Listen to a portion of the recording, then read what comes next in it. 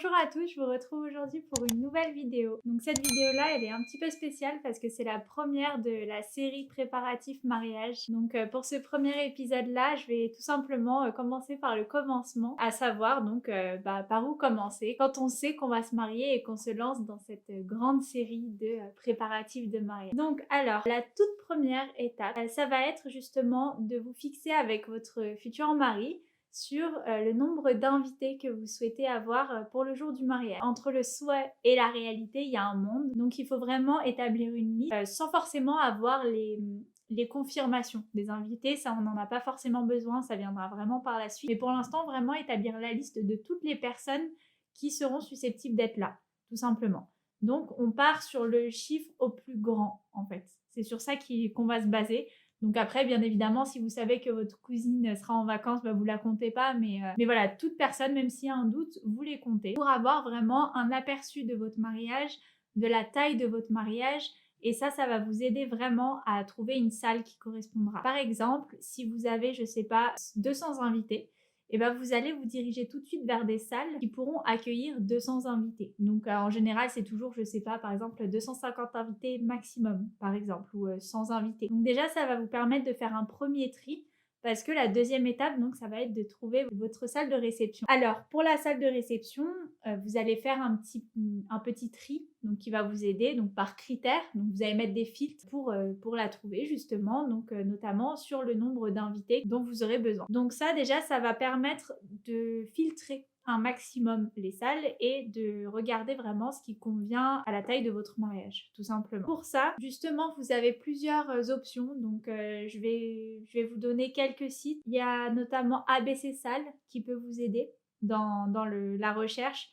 Donc, ce site-là, il est bien fait et un peu moins bien fait parce que justement, on retrouve beaucoup de salles de réception mais des fois les informations ne sont pas forcément à jour, ne sont pas forcément complètes. Enfin moi personnellement, j'ai déjà fait des demandes de devis là-dessus et j'ai jamais reçu de réponse. Donc moi je vous conseille vraiment d'utiliser ABC Salles pour avoir un maximum de salles avec les capacités, savoir si c'est traiteur inclus ou non inclus. Donc ça, on reviendra pour la vidéo spéciale salle. Mais voilà, vous faites en gros un tri et puis vous prenez le contact, donc des fois, enfin souvent même, il y a le numéro de téléphone, vous prenez le numéro de téléphone et vous appelez. Parce que si vous attendez de recevoir un devis, ça va être un petit peu plus long et des fois, il n'arrivera jamais, comme pour moi. Donc, une fois que vous avez trouvé votre salle coup de cœur, là, ça va être, voilà, vous allez visiter des salles, vous allez en voir plein, vous allez les comparer et puis à un moment donné, viendra le coup de cœur. Et au moment où il arrivera, il faut surtout pas se précipiter à réserver la salle. Parce que les personnes qui louent les salles ont tendance un petit peu à vous mettre la pression, à vous dire qu'ils ont plusieurs personnes sur cette salle-là, sur la date que vous voulez aussi. Et du coup, ça va un petit peu vous mettre la pression pour réserver parce que vous voulez cette salle et pas une autre. Et du coup, vous allez vouloir directement la bloquer. Sauf que il faut savoir que si vous la bloquez, c'est limite contractuel parce que justement, alors ça dépend après des fonctionnements des salles, mais souvent ils vont vous demander un acompte. En moyenne, ça peut être sur tous vos prestataires mariage et ça c'est quand même bon à savoir. C'est en moyenne 30% d'acompte tout le temps. Puis après, c'est soit vous payez le reste le jour J, soit par la suite où vous pouvez échelonner vos paiements. Enfin, tout dépend du prestataire, mais en général, la compte est de 30%. Donc, si on vous demande plus, c'est un petit peu suspect, faites vos recherches. Mais bon, du coup, on revient sur le sujet principal. Une fois que vous avez trouvé votre salle, il ne faut pas se précipiter, comme je vous l'ai dit. Il faut fixer votre date. Donc déjà, en amont, bien sûr, je ne l'ai pas précisé, mais il faut voir avec votre fiancé quel mois vous souhaiteriez vous marier. Vous donnez une petite date approximative, mais pas forcément très très précise, parce qu'il y a de grandes chances que ce ne soit pas celle-là. Du coup, vous attachez pas forcément à une date clé, à moins que voilà que celle-ci ait une grande signification pour vous. Mais voilà, il faut savoir être un petit peu flexible. Choisissez votre date avec votre salle et demandez du coup la disponibilité. Il ne faut pas venir en disant je ne sais pas quand je me marie, mais je viens juste visiter la salle. Parce que déjà, les tarifs vont être modifiés selon la date parce qu'il y a des périodes creuses et des périodes pleines. Donc les tarifs ne sont pas les mêmes comme en week-end et en semaine par exemple. Donc sur ça, pour avoir un devis au plus précis, il faut avoir une date. Donc une fois que vous l'avez choisi et que vous avez vu la disponibilité avec votre salle, allez tout de suite, mais vraiment au plus vite. Appelez votre mairie. Nous, on pensait vraiment qu'il fallait donc moi, je m'étais un petit peu renseignée pour, le dossier de mairie. Enfin, je voyais sur internet qu'on devait aller chercher le dossier donc physiquement. Il fallait se déplacer. Donc pour moi, il fallait que, je me déplace pour pouvoir demander si ma date était disponible. Donc ça, c'est totalement faux. Je me suis totalement trompée sur ça. Donc il faut savoir que vous pouvez appeler votre mairie une fois que vous avez votre date et que vous avez choisi votre salle.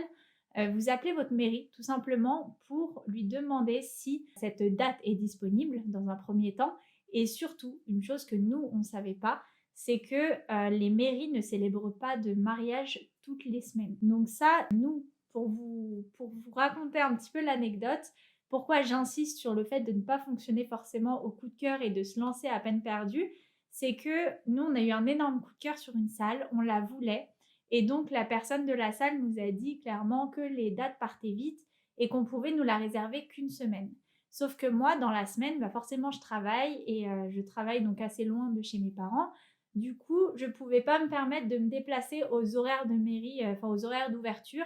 Donc, du coup, je ne pouvais pas me déplacer pour demander si la date était disponible. J'ai appelé la mairie parce que du coup, c'est ma sœur qui m'a conseillé et j'ai pu appeler la mairie et elle m'a dit que on pouvait bien célébrer d'un mariage ce jour-là. Mais c'est vrai que sur le moment, bah, on aurait été totalement bloqué en fait si elle nous disait non. Et pourquoi je vous ai précisé aussi que les mairies ne célèbrent pas tout le temps des mariages, c'est qu'une fois qu'on a eu le rendez-vous avec cette personne-là de la mairie, elle nous a dit ça. Et du coup, nous, on ne prenait même pas en compte ça au final. On s'est dit bah, que pour nous, c'était logique que tous les samedis ou enfin tous les week-ends, on pouvait célébrer un mariage, que c'était un petit peu à notre dispo, alors que pas du tout. Donc ça, faites vraiment attention à ça et surtout ne versez pas d'acompte. J'insiste, ne versez pas d'acompte tant que tout n'est pas fixé avec la mairie et la salle. Donc une fois que vous avez la validation de la mairie, ça peut se faire juste par téléphone. Vous leur demandez si cette date est disponible. Elle va vous dire oui ou non et ensuite vous envoyez un mail, donc par confirmation, toujours une trace écrite. Toujours dans tout ce que vous allez faire, une trace écrite, un contrat. Avec la mairie notamment, pas besoin de contrat, mais voilà, un mail où vous demandez justement la confirmation et on va vous répondre. Donc là, vous serez OK, vous pouvez retourner à votre salle et valider justement cette date-là et la réservation. Dans un troisième temps, une fois que vous avez validé la date, que vous avez confirmé votre salle, vous allez aller chercher votre dossier de mariage à la mairie. Pour ça, vous allez devoir vous déplacer et on va vous donner un petit document. Donc comment ça se présente? Vous avez un petit dossier où vous allez devoir remplir des informations. Donc notamment, c'est des informations assez banales, hein. C'est nom, prénom, témoin, domicile, enfin toutes ces petites choses-là. En soi, c'est pas très très long à remplir. Mais ce qu'on savait pas de nous, c'était justement qu'il y avait des pièces justificatives encore à donner. Donc du coup, quand on se retrouve dans les préparatifs du mariage, à faire des devis à droite à gauche, à faire des visites à droite à gauche, à faire des recherches, bah, on n'a pas forcément le temps de faire un dossier. Donc c'est un petit peu relou quand on l'apprend, je vous avoue. Mais voilà, il faut savoir que ce dossier-là, il faut aller le chercher assez tôt, le remplir, mais ensuite vous avez jusqu'à 2 semaines, il me semble, jusqu'à 2 semaines avant la date du mariage pour le rendre rempli. Donc ça, c'est bon à savoir. Un conseil, ne traînez pas parce que plus la date va approcher, plus vous aurez des choses en tête et plus bah, ça va vous passer par-dessus la tête et arrivé le jour J, vous vous retrouvez à la mairie tout seul, quoi. Donc voilà, donc tant que vous pouvez vous en débarrasser, débarrassez-vous-en. Donc c'est pour ça que je vais vous donner les pièces justificatives à l'avance parce que si vous êtes dans une situation où vous ne pouvez pas encore aller chercher votre dossier de mairie, ou alors vous envisagez de vous marier, mais rien n'est fixe, donc vous n'avez pas forcément de date. Dans toutes ces situations-là, je préfère vous donner les pièces justificatives. Vous pouvez toujours vous avancer à commencer à constituer le dossier. Ça n'engage en rien et vous avancez un petit peu dans vos démarches. Donc je sais que vous ne pouvez pas accéder à ce document-là tant que vous n'êtes pas venu le chercher. Donc je vais vous donner les pièces justificatives à fournir. Et avant ça, donc je vous précise quand même, je ne sais pas si vous le savez, mais la mairie dans laquelle vous allez vous marier est forcément soit celle où vous habitez, enfin la mairie de la ville dans laquelle vous habitez, vous ou votre futur conjoint, ou alors la commune des parents, donc d'un côté ou de l'autre. Vous ne pouvez pas choisir n'importe quelle commune. Donc ça, c'est important de le savoir quand même. Première pièce à fournir pour le dossier. Alors pour commencer, une copie intégrale de la carte de l'acte de naissance, pardon. Elle doit être datée de moins de 3 mois et de moins de 6 mois si l'acte de naissance est délivré par un consulat.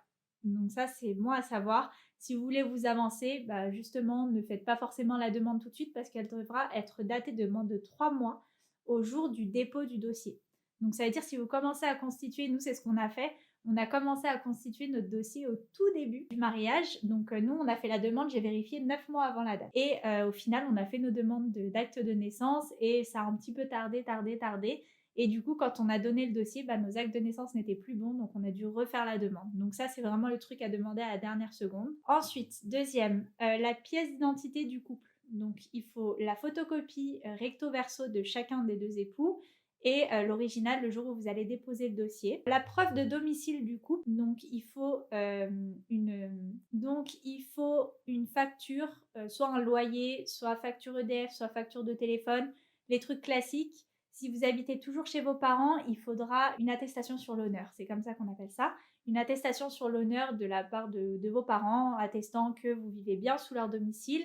Il faudra un justificatif de domicile et la photocopie de la pièce d'identité du parent qui vous fait l'attestation. Il faut aussi l'attestation sur l'honneur pour le couple qui sera remplie et signée. Donc cette attestation-là, elle sera retrouvée dans le dossier qui vous sera fourni. Le document du coup rempli, donc pareil, qui vous auront fourni aussi. La désignation des témoins, ça ce sera à remplir dans le document, mais il faudra aussi l'accompagner du coup de la copie de leur pièce d'identité recto verso toujours, et d'un justificatif de domicile pour chacun de vos témoins. Donc vous pouvez en avoir soit 2 au minimum pour l'ensemble des conjoints. On peut aller jusqu'à 4. Pour les cas particuliers, si vous êtes hébergé, je vous ai déjà expliqué, pièce d'identité de la personne qui vous héberge, attestation sur l'honneur, plus justificatif de domicile. Si vous n'habitez pas donc dans la commune où vous allez célébrer votre mariage, mais que les parents y habitent, il faut fournir justement le justificatif aussi, au nom de la personne, moins de 3 mois. Ah oui, de moins de 3 mois à la date du mariage. Ça, c'est important. Si le couple a des enfants communs, alors là, je vais lire parce que du coup, j'étais pas concernée. Si le couple a des enfants communs nés à partir de 2006, fournir le livret de famille. Si le couple a des enfants communs nés avant 2006, fournir la copie d'acte de naissance de moins de 3 mois. Si vous êtes divorcé, il faut fournir la copie d'acte du précédent mariage comportant la mention divorce. Si vous êtes veuf, il faut fournir la copie d'acte de décès du précédent conjoint. Pour les personnes qui souhaitent faire un contrat de mariage, il faudra fournir l'original du certificat de notaire au plus tard 10 jours avant la cérémonie. Une fois que vous aurez donné tous les justificatifs avec le dossier rempli, on va étudier votre dossier, mais sur le moment, elle va faire un récap, enfin je dis elle, mais elle ou il fera un récap de toutes les informations qui auront été fournies dans le dossier. Et ensuite, elle vous enverra un projet de mariage, ça s'appelle. Donc c'est tout simplement une page récapitulative de toutes les informations qu'il faudra relire et revalider par la suite. Donc là, un simple mail suffira, pas besoin de vous déplacer.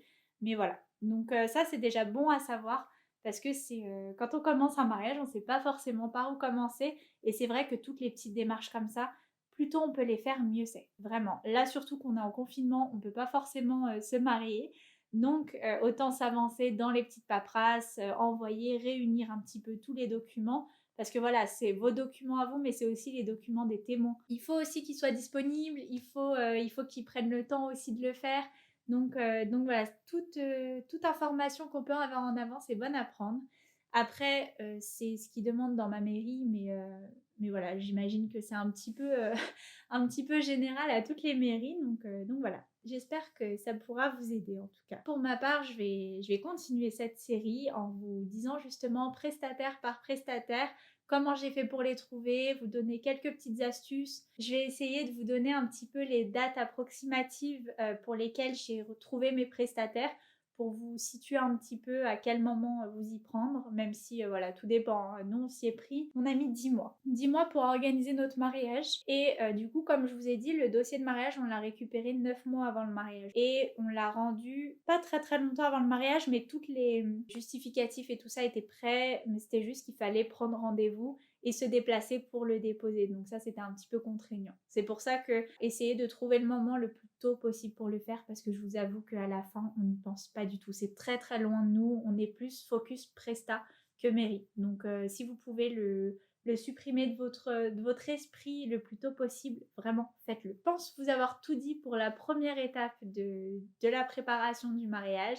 Donc je vous retrouverai la prochaine fois pour une vidéo prestataire. Donc ce sera, comme vous l'avez compris je pense, sur les salles de réception, où je vous en dirai un petit peu plus, où je vous donnerai justement les astuces de comment j'ai cherché, comment j'ai pu trouver, quelle salle on a trouvé et ce que j'en pense aussi, si je vous la conseille ou pas. Et puis voilà, j'espère que cette série vous plaira. N'hésitez pas à me dire lesquelles vous voulez retrouver comme idée pour les prestataires et si vous souhaitez que je regarde quelque chose en particulier. On se retrouve pour la fin de cette vidéo, j'espère qu'elle vous aura plu. On se retrouve très vite pour, comme vous avez pu le comprendre, la vidéo sur les salles de réception. N'hésitez pas à liker, commenter et vous abonner pour voir la suite de mes séries. Et sur ce, moi je vous dis à bientôt.